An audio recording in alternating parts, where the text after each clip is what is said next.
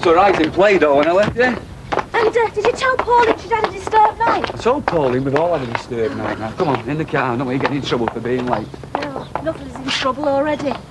Yeah, but we've told them now, haven't we? So we're just going to have to get used to it. Them and us. Yeah, Dave Barton. Well, I know it's early. That's why I'm ringing. I wanted to catch him before he went on a job. If you would. Hi, Mum. Hi, love. I thought you were going straight to school from Lindsay's. I forgot my PE kit, didn't I? Oh, well, it's already in your bag. Tracy? Yeah, it's all right. I've got it. Yes, I'm still here. Oh, he's gone. Yeah, I wonder if I could leave a message for him. Yeah, if you just ask him to ring Mrs. Marlowe. He's got the number. Okay, thanks very much. Bye-bye. I'll see you later. Tracy? Yeah? Did you have a good time at Lindsay's? Oh, yeah, great. Did you? Not really, no. Dave didn't turn up. Stood me up for some reason. Anyway, you get off. I don't want you getting in trouble. Okay. See you later, my love. Bye. Bye-bye. The riverboat? Complete with Mississippi dining deck and Wyatt Earp gaming saloon. Are we talking about the same place? Dog and bottle. Oh, it's a rough hole. Bottom end of Andover Street, next to Sweeney Todd's. Sweeney Todd's? Barber's, he's not there no more. He sold the worst meat pies in Pendlebury. Who did Sweeney Todd? No, Reenie Wilkinson, Dog and Bottle. Mind you, the one or two I did wonder. Not anymore, Betty. There's not a meat pie in sight now. It's old southern fried chicken and pastrami on rye. Oh, she's never doing that herself. Oh, no, she's not there now. Oh. Ted and Reenie took early retirement. They've a manager in now. He don't look old enough to drink, never mind serve. Oh, well. So it's all patched up, eh? Well, that's one way of putting it. I mean, we know Ted and Reenie were never what you might call scrupulous when it come to cleaning. But, I mean, they did have a real pub and they were real regulars. Now it's now for a glorified youth club with noisy machines and blaring music. Well, it's what the kids want these days, isn't it? Well, I'm get to Pendlebury for it. Bet, could I have a word?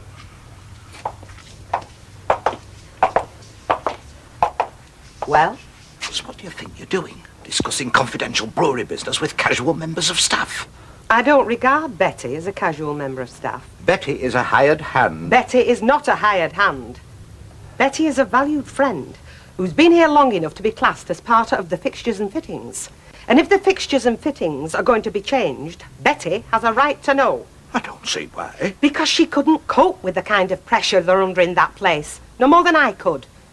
There's nobody to touch her when it comes to the odd hot pot at lunchtime.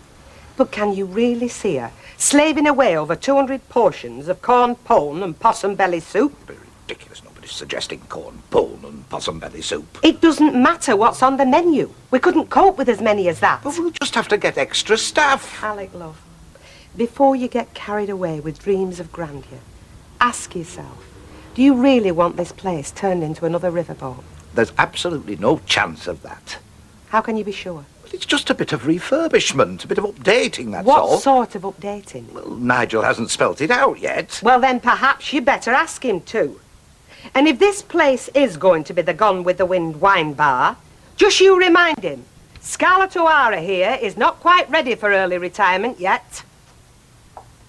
Oh, it's no good, Alfie. I've got to put my mind at rest. Don't you think you better let the dust die down first? I am not going to stir anything up. I just want to make sure she's okay, that's all. Well, I wouldn't interfere. I just want to see her on her own without Ivy and Martin there. Okay. Oh, Sally, can you just price those peaches up round? Yeah, Mr. Robert. Morning, Mrs. Brennan. Out. Yes, Ivy, what can I do for you, love? I just wanted to know how you feel about... Well, you know what. Sally, never mind the peaches, love. Can you go through the back and just tidy up a bit? What them two have done is an absolute disgrace. Yeah, look, I don't think this is the time or the place to discuss it. Oh, you think I like discussing it? You think I want to talk about the fact that my son's widow is bringing an illegitimate child into the world? Want to? I don't think there's any doubt about wanting to. Do you know, I think you're in your element when you wallowing in other people's misfortunes. Oh, well, I'm glad you realise it's not exactly good news. Being Gail's mother doesn't make me stupid, Ivy. What my daughter does in the privacy of her own home is her business. So, unless you have come to give some support, may I suggest that you're wasting your time and you get back to your own home. Support? Support? How can I support her when she's bringing shame on everybody? Well, I'm not ashamed of her. If you are, it's your fault. And don't go round trying to make her feel guilty, otherwise you'll have me to answer to. Yes, well, there's greater forces than us to answer to for this, Audrey. Well, if he's all he's cracked up to be, I'm sure he'll understand. I'm not stopping to listen to Good, this. because I'm just about at the end of my patience. I will say one thing, though. Gail might be your daughter, but Nicky and Sarah Louise are my grandchildren, and that gives me rights. If you're not going to help, Ivy, just stop out of it. Not as long as those children are in that house. Oh, you Hey, now, let's just think about this, shall we? Do you know, I am going to swing for that woman. Oh, She no. hurts Gail. Come on, love, that's daft talk, is that? Sally, stick kettle on, will you? Oh.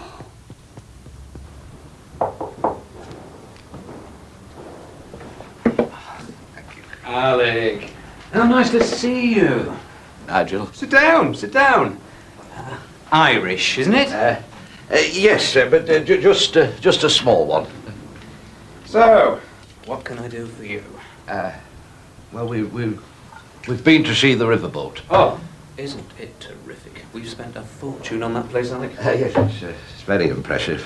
Make us all a fortune. Oh, I'm sure it will. It's all very nice. I was just wondering, though, if it's the kind of thing that Weatherfield would respond to. Well, if we can make a success of it in Pendlebury, Weatherfield's going to be a double. Look, don't get me wrong, Nigel. I mean, I understand the need for progress. It's the decor, you know. To be honest, Bet's a bit worried, like. Didn't she like the riverboat? Oh, no, it's not that, of course. No, I mean, how could anyone fail to be impressed? No, it's just she couldn't somehow see the Rovers in that kind of light. Oh, she is worried, isn't she, Alec? Oh, no, not exactly worried. Come on, Alec. We're old mates. You can tell me. Well, you know Bet. She never was one for sudden change. Listen to me, Alec. You can tell Bet there's no need to worry about the Rovers. It's going to be nothing like the riverboat. Oh, I am relieved. And for one thing, there isn't the room to make such sweeping changes. The riverboat's a big, open, rambly sort of place. Now we see the Rovers being smaller, more intimate. Oh, she'll be very relieved to hear that. And whereas the riverboat's based on a southern theme, well, we're sticking firmly to the north with the Rovers. Oh, good old northern traditions, eh, Nigel? You can't beat them, can you? No, I was a bit worried myself, you know, when I saw all those southern bells and Confederate flags. Well, let's face it, Alec, we don't want two identical houses within spitting distance, do we? Oh, absolutely not. I mean, where's the sense in that? So we thought something very tasteful in yours, based on the New York bar. High stools, chrome, sophistication. New York? New York's in the north, Alec. Ah, North America? Yes. So that's why we thought Yankees. Yankees? That's the Rovers' new name. Yankees. What do you think?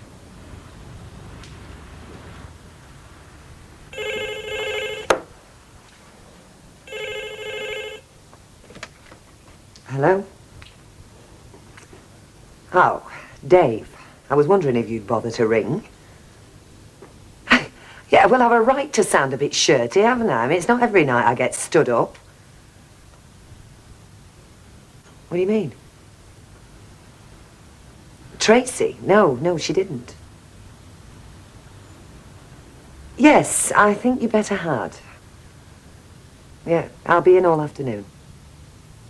All right, see you then. Bye-bye.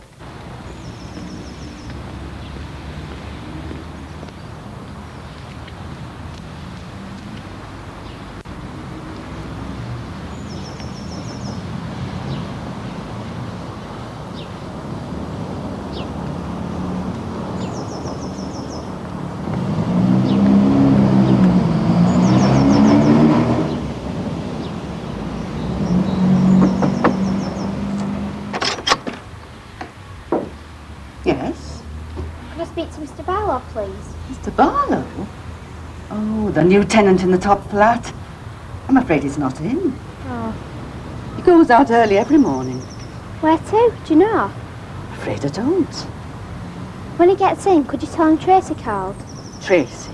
Yeah, that's right. Tracy who? Just Tracy. I know you mean. Are you a relative or what? I can't stop. Got to get back to school. Thanks.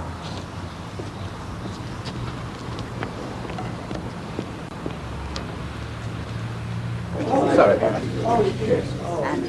How did you get on? Not here, Pet. Through the back. Man the fort while we're away, will you bet enough? Come on, Alec. Did you see him? Yes, I did. And I can assure you there's going to be nothing like the riverboat in Coronation Street. That's all I wanted to hear. That's not to say that there aren't going to be changes. Oh? Yes, they still want to, you know, up the profile of the Rovers.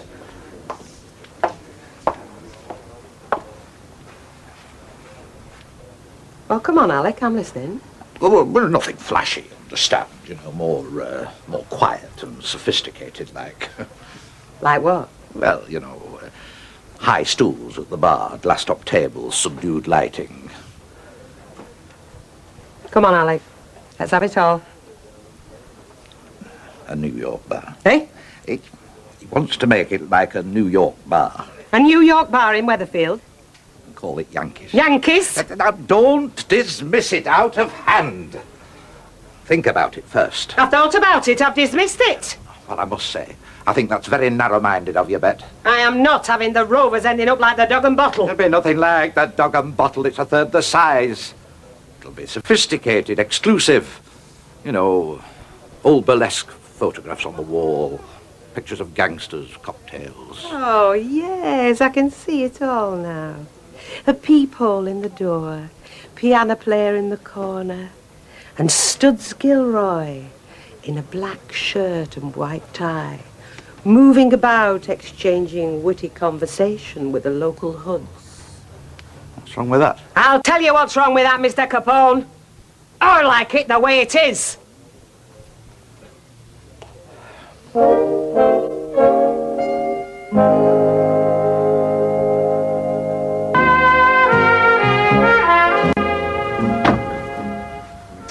So, she didn't tell you I'd seen her then? No, she didn't. Well, I asked her to. I don't see why you had to leave a message in the first place. Hey, look. I'm not in competition. With who? Your husband. What's Ken got to do with it? Oh, come on, Dee. Don't play me for a fool. Play you for a fool. I was the one who was all dressed up with nowhere to go. Well, are you surprised? I thought we had an arrangement. So did I. You know what really rattled me? That you didn't come clean yesterday when you knew he was coming back. Who? Ken, who else? Ken isn't coming back. What gave you that idea? Tracy, of course. Tracy? I was coming round to see you. She said you weren't in, said her dad had written saying he was coming back. Sort of gave me the impression I was wasting my time. And I'm not one to waste my time, Dee. Tracy said that. That's why I left a number for you to contact me on. What do you expect me to do? I knew he'd written to you. Oh, dear. She was lying then? Yes, she was lying. So, what now?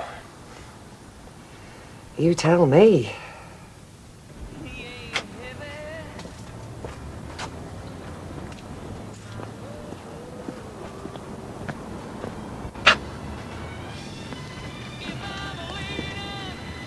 Oh, you damn devil, I could have dropped this sheet. Well, it's just as well you didn't. Otherwise, I might have been tempted to have my wicked, wicked way with you right here in front of the whole street. Oh, you should be working. Well, I worked through dinner time, done my quota, so I'm footloose and fancy-free.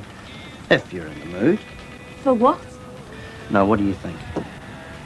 Well, maybe I could spare the odd 10 minutes. Great. Well, you just pop into the kitchen, make me a nice cup of tea and bring it out here. The vital part has arrived. Oh, you rotten devil, just when you got me going. Well, you know I could get you going any time, Kelly. But this is the old lady I want to get fired up. Yeah, well, maybe that'll cool you down. You should know by now, I'm the jealous type. Liz! Yankees? Yankees. Is this a joke? I wish it was. We had enough of that lot down this street during the war, flashing off their dollars without naming a pub after them. Oh, I don't know, Percy. There were some big strapping lads, as I remember. And they had such nice manners. Do you know, who used to call me Mum? Ah, well, you were old enough to be their mother. Oh, I was old enough, all right. They're not really serious about it, are they? You bet your bobo, Jackie boy. Oh. Well, I hope you won't take this personally, Mrs. Gilroy, but if what you say is true, I'll have to seriously consider taking my custom elsewhere. You and me both, Percy. Oh, Betty, can have a word? I know Bet's mentioned to you about these proposed changes, and I suppose that's only right, the length of time you've been with us, but I would advise you to keep your own counsel on the subject. Folk round here are very set in their ways. I know, I'm one of them. Don't worry, I've said no. Yeah, Percy, why not, locked up? Well, thank you. I better enjoy this lot then, because the way things are shaping up, there won't be room for traditional English food in this pub much longer. Somebody told him? I've told him, Betty. I'm telling everybody, they're drinking here. It's as much their concern as it is mine. Well, I don't think Alec will agree with you on that one, lovey. Well, then Alec can do as he likes. If he's going to turn this place into a speakeasy, he's got to expect one or two of us to run off at the mouth. Well, I thought there were going to be a nasty scene at one point. You see, the trouble is, neither of them know when to stop once they've started. I'm sorry, Alf, but you know what Ivy is. She gets us off in such a state if it's out to do with Nicky and Sarah Louise. Yeah, well, I can understand that. But the thing is, I can't have her come into the shop upsetting folk. It's not just Audrey, you see. I'm trying to run a business. Yeah, all right. Well, I'll have a word. Yeah, well, I'm glad if you would. Oh, and can you try and keep her away from Gail and the cafe? Well, it'd be best if they both stayed clear for a bit. Yeah, a bit late for that. Audrey's round there now. Well, you're the fine one to tell me how to run my life, aren't you? Well, she is Gail's mother, you know. Yes, and Ivy's kid's grandma. Look, if we start falling out, it's all up, isn't it? Yeah, you're right. Look, I'm going to break her all and have a pint. Do you fancy it? Aye, why not? I feel like another one, Right then. Finished? Yep, finished. Right. Okay.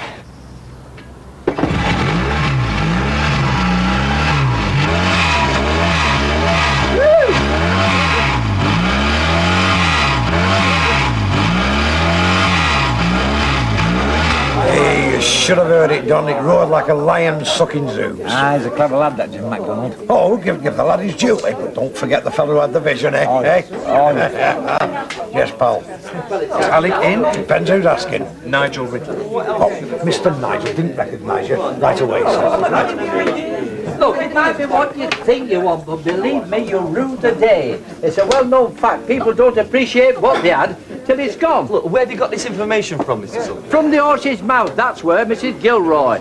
It's a gross error to think you can alter the image of a pub like this and succeed. Oh, you really think so? Yes, I do. And I thank you not to interrupt a private conversation. You'll have to excuse Mr. Sullivan. He's just a little bit upset. Yeah, he's a bit of a traditionalist. Yes, and I'm proud of it. If I ever come across this idiot who started this Yankee business, I'll soon give him a bit of my mind. Nigel, what are you doing here? Alec, well, it's what you said this morning about Bet. Just thought I'd pop round, see if I can't reassure her of one or two things. Oh, yes, well, it's a little inopportune at the moment. She's just out of the bath. I could nip in the back and see if I can't chivvy her up a bit. Oh, no, hurry, Alec. Yes, would you like to come through? Well, if it's all the same to you, I'll stay and finish my conversation with these good people. Oh. Well, at least let me get you a drink. Oh, thank you. Pint of bitter, then. Yes. I'll just go through and enjoy yourself. You get over here anyway. I'll get it.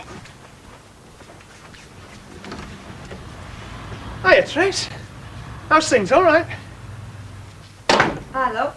Sit down. I was just about to brew up. Sounds good. Busy day? Ah, yeah, busy enough. Spent half the afternoon trying to get down off a ladder. Why? You've had enough practice. Damn great dog at the bottom wouldn't let me off. Coward. Hey, you didn't see it. It's like the end of the flaming Baskervilles. I had to wait for the woman I was working for to get back from shop so I could get down. Listen, I wouldn't expect you to understand, but a man like me that fought his way from Dunkirk to D-Day, it's an insult. I was under the impression the Americans are our allies. Aye, when they chose to be, but where were they in 1939? Now, look, come along, everybody. Let's change the subject, shall we? I don't think Mr. Ridley wants to hear all this. Oh, no, Alec, this is all valuable stuff. It's good to get the customers' views firsthand. Aye, but will you take any notice of it? Come on, just one ride, Jim. Look, just hang on a minute, If will it you? wasn't for me, there wouldn't be no flipping bike at all, would there? Don't you worry, Jack. He'll see you right. Won't you, Jim? Look, I said we'd see, all right. Oh, so you're here at last. Unless we're both hallucinating. Looks like I'm not the only one with a few qualms. You've set this up deliberately. How was I to know he'd come round here? Look, it's all part of your unwillingness to accept change. Sowing seeds of doubt and mistrust in the regulars. Looks like they're doing okay without me. All right, Jack. Yeah. How's it going? All right. Yeah, I'll get it. Where are we? Oh, thanks very much. Sure. Have a bottle of LA, please. Look, lad, I'm sorry about last night. It's all right, mate. Wasn't entirely unexpected, I suppose. Yeah, well, the trouble is she gets so worried. I know. How's Gail then? Oh, she was all right. Till about 3 minutes ago. 3 minutes ago? Yeah, when Ivy arrived and I left. Take your coat off, Ivy, please. No. Look, if you want to talk, we'll talk. But let's just sit down in a civilised manner and I'll put the kettle on. If I'd have wanted tea, I'd have stayed last night. So why did you come back? Because there's things I wasn't talking about, and last night was not the right time.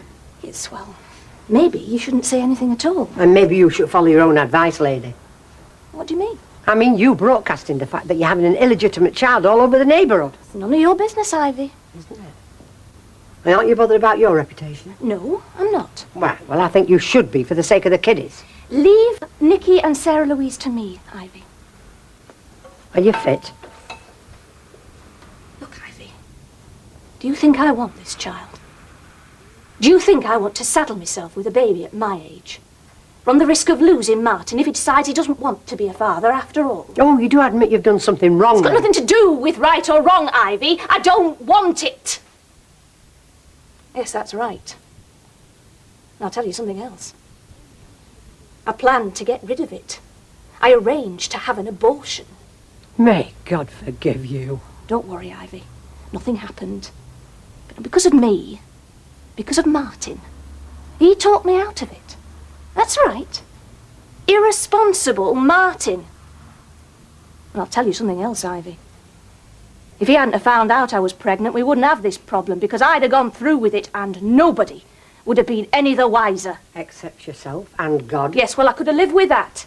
Could you?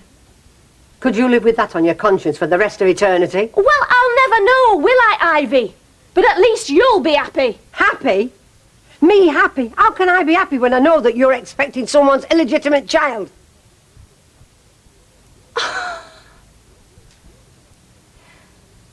can't do right for wrong, can I? Just what do you want me to do, Ivy? Marry him, that's what. Marry him? Yes. Marry him. And give that child a name. Coronation Street returns on Monday at the same time, and Plus also brings you The Omnibus on Sunday afternoon at 3. Next this afternoon, Kim wants Steve to keep quiet about their affair in Emmerdale.